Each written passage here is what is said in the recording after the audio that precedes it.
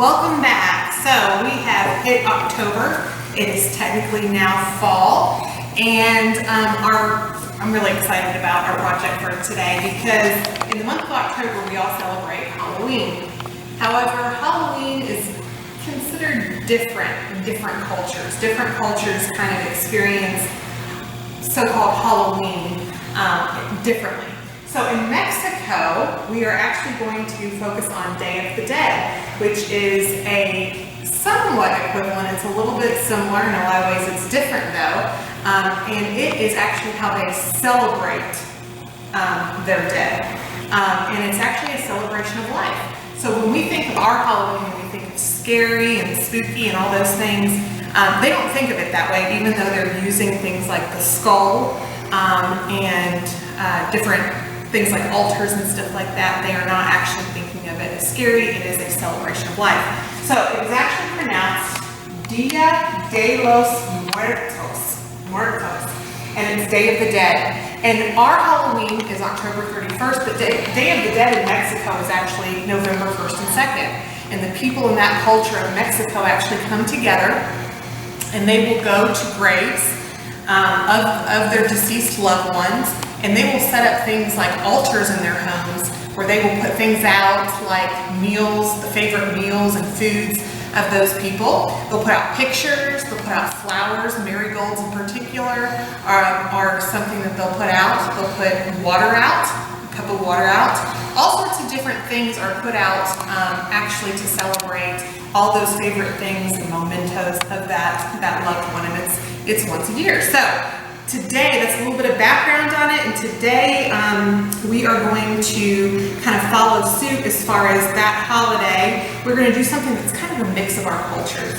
And we like skulls at Halloween, and we all like colors. And Day of the Dead is one of those where they have a lot of these brightly colored skulls. They even will make them in sugar form, so they'll do like sugar molds where they will put a white pure sugar skull, and then they'll take brightly colored frostings and do that. They'll also paint their faces this way. So we are actually going to paint, but not our faces unless you choose to. We are going to paint rocks, and that way you'll have something that you can put in your room as a decoration for this holiday.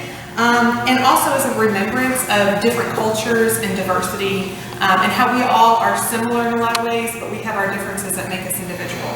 So what we're going to do is we are going to make painted rocks. So you can keep these in your room, you can put them outside, but it's just kind of a cool little memento for yourself. Now, I just took Creek rock.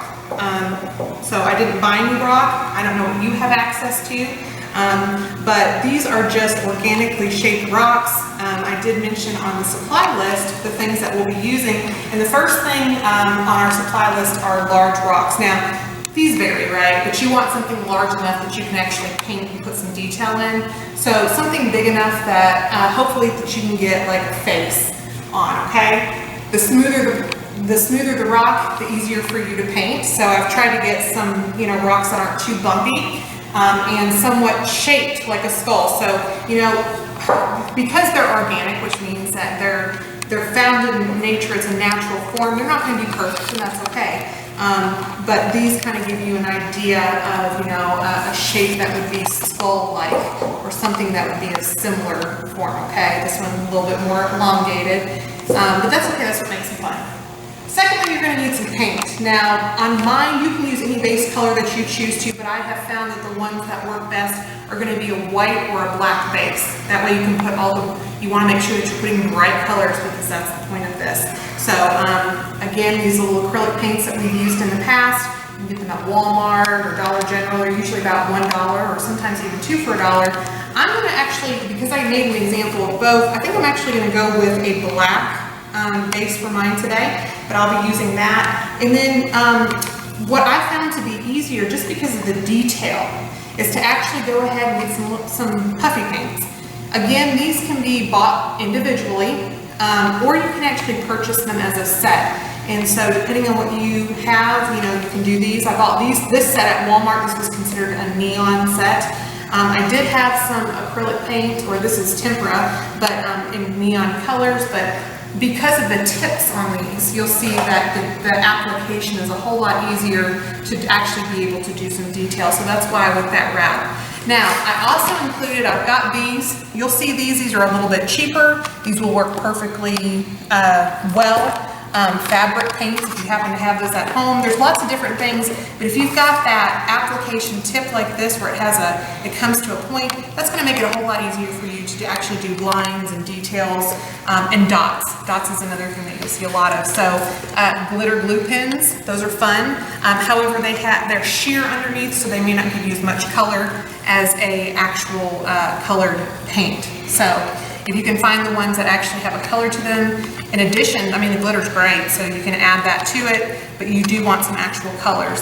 So, what else we need is we need a paintbrush, we need a cup of water. I put my cup of water somewhere. I think I might have left it over here, actually. I'm gonna grab my cup of water.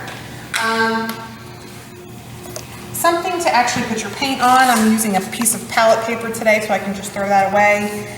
If you've got visual resources to kind of help you, you may or may not need this, but it's always a good idea that you know, you can have something to look at or something to refer to. So I've got my little Day of the Dead scarf here, but you know, some of those images can come right from your brain, and that's perfectly fine too. We will be using a hair dryer because you do want, once you put your base coat down on your rock, you want that to be dry before you add additional paint on top of it for the detail. That's important, otherwise it can all smear or get on your hands and things like that. So let's get started. Okay, so I'm going to, like I said, here's my two examples. I did not paint the bottom of the rock. That's just a personal decision for you, whether or not you want to paint the bottom, but I did not do that. However, I did paint kind of on the sides. In my example of the white and the black, so you can see what your preference is. You do not have to do white or black. You could do a base color underneath, but I am going to work with black for my bigger rock today, just to kind of show you, because those colors do pop, especially that white. In art, we call that contrast. When something really pops, or it kind of pops out to the eye, I guess, those things that create an emphasis in your artwork is called contrast.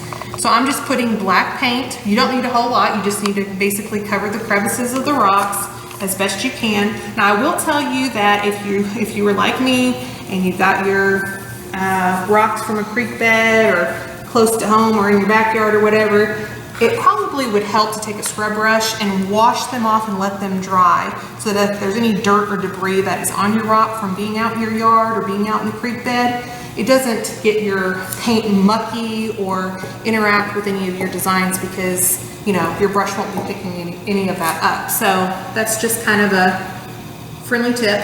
It's something that I did that I didn't get to actually show you here in person, but I did just take a dry scrub brush and a pan of water and just kind of, I scrubbed them off and then let them air dry. And you do want to use a dry rock. I wouldn't suggest taking a wet rock. You want it to be a dry rock, okay? Okay, so here I'm getting my base coat on. I'm doing the sides best I can, trying to fill in all those areas. Again, I'm not doing the bottom. But this next step here is I'm going to take my handy dandy little hair dryer, and I am going to blow dry this base coat, because I only put one coat. One coat will be sufficient of either or, as long as your paint is opaque. It will work just fine. So we're going to take a break here, and we're going to blow dry this little guy here in a minute.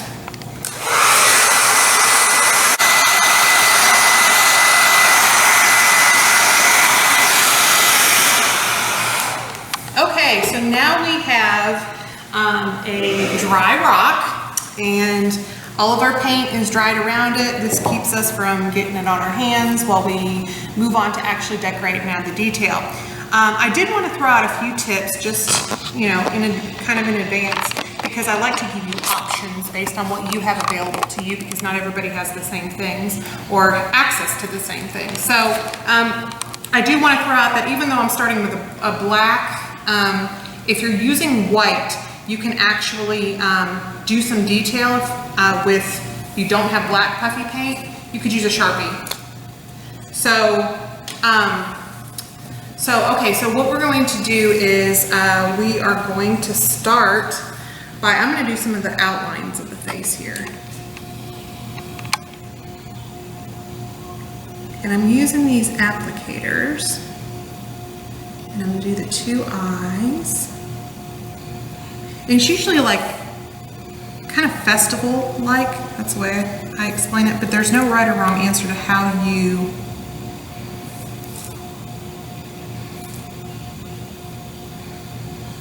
kind of choose to do it, because it's not realistic. You know, it's festival, it's make-believe.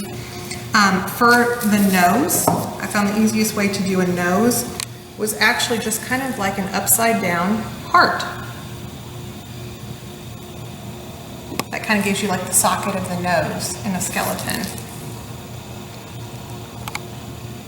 A lot of the Day of the Dead,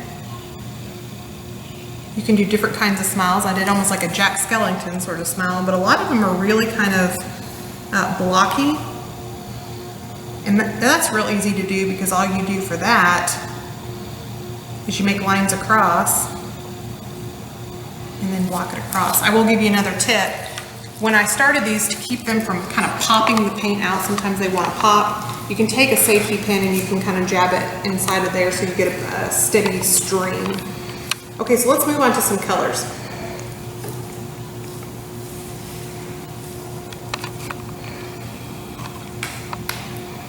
I'm gonna do some real bright eyes.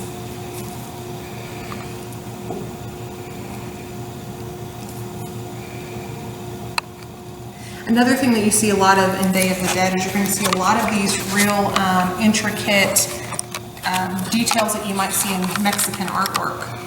And one of those are almost like dots.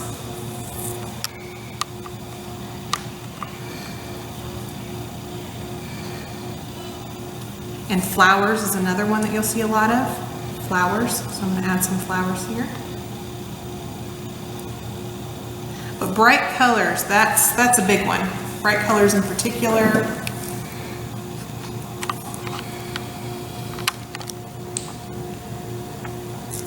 And you don't want to press too hard on the puffy paint, because you'll kind of get squirts instead of detail.